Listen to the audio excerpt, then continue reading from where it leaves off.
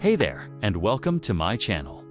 In this video, where Goffman draws a parallel between everyday life and the theater. Well, so let's look at each of these one at a time, starting with the identity we read trying to convey. Well, similar to how actors will dress differently depending on the role they're playing. We also alter our appearance and mannerisms based on the social roles we find ourselves in. So, for example, if I were to show up to one of your classes dressed like this and acting like this, you would probably assume that I am your professor. So let's say that you're having a bad day. Maybe you spilled coffee down your shirt. Maybe you got a speeding ticket. Maybe you just found out that your significant other has been cheating on you. And that's what you need to know about Erving Goffman's theory of the presentation of self. And if you want even more help getting an A in your sociology class, then click right over here and grab a view packet. I promise it'll be a lot easier than trying to decipher some of the other videos I've made. Whatever the case may be, you're just having one of those days, you know, where nothing seems to be going right. Well, if this happens on a day where you have to interact with a lot of people, you'll probably feel a lot of pressure to manage the impression they have of you. After all, you don't want people to think that you're just some sort of a slob who can't do anything right. So in order to counteract the negative impression you think they might have of you, you'll probably work extra hard to look presentable. Say nice things to everyone you meet, and maybe even force yourself to smile a little bit. And if you can do all of this successfully, then others won't have any reason to think you're having a bad day. And in turn, they'll likely behave towards you in a positive way. They'll be nice to you. They'll be respectful, etc. And that is the power of impression management. And even though I'm not, if I carry it off well, you might even start calling me Professor Scott and asking me to sign your midterms. Because it highlights the fact that our interactions with others aren't merely determined by the positions we occupy in society. Instead, Goffman was saying that we have a certain amount of agency in how we present ourselves to others. And that no matter what social class we're from or what race or gender we identify with, we can always cultivate a certain image if we try hard enough. But regardless of whether or not you call me Professor Scott, the point is that I've been able to leverage the impression you have of me into a change in behavior from you. First, we have agency, which in sociology simply refers to our ability to make choices and take actions. Second, we have social class, which refers to a group of people who share a similar economic position in society. Third, we have status, which refers to the position a person occupies in a social hierarchy. Fourth, we have power, which refers to the ability to influence others and achieve our goals. Fifth, we have the looking glass self, which is a term coined by Charles Horton Cooley that refers to how we develop our self-image based on how we think others see us. And sixth, we have the dramaturgical approach, which is a term coined by Erving Goffman that refers to how social interactions are like a theatrical performance. That is, after all, the whole point of impression management. And I'll admit, it's a pretty powerful tool. When interacting with others, we generally try to present ourselves in a way that is favorable and flattering, especially if we're trying to make a good first impression. So we might wear our best clothes, put some nice cologne or perfume on, fix our hair, brush our teeth, you know? All that other basic stuff we're told to do as kids.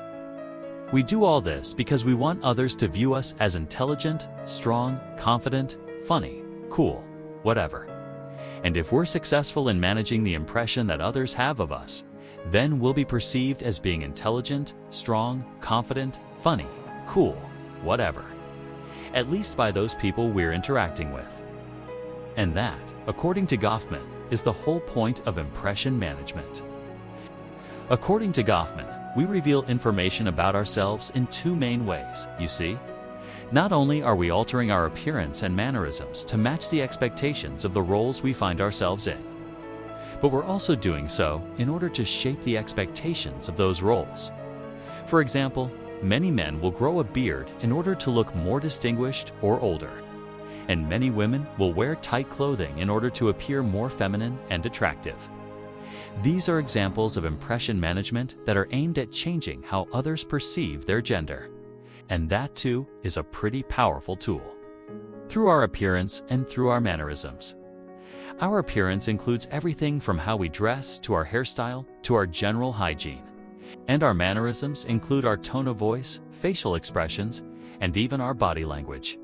And when we combine these two aspects of ourselves, our appearance and our mannerisms, with what we say, Goffman argues that we create an expression which communicates information about who we are to others.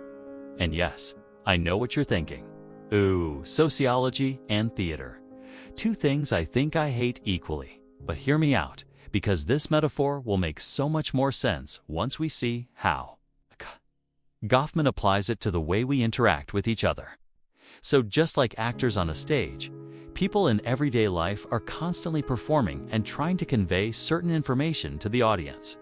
And the better the performance, the more successfully they can shape the impression others have of them. This is what Goffman refers to as impression management. It's how we attempt to control what others think of us throughout the information we choose to reveal about ourselves. Going to look at an important sociological theory called the presentation of self in everyday life by Erving Goffman. So if you're ready to get them brain cows milked, let's get to it. Okay, so for this first part of the video, please make sure to do two things. No, not that. Well, actually, just one thing.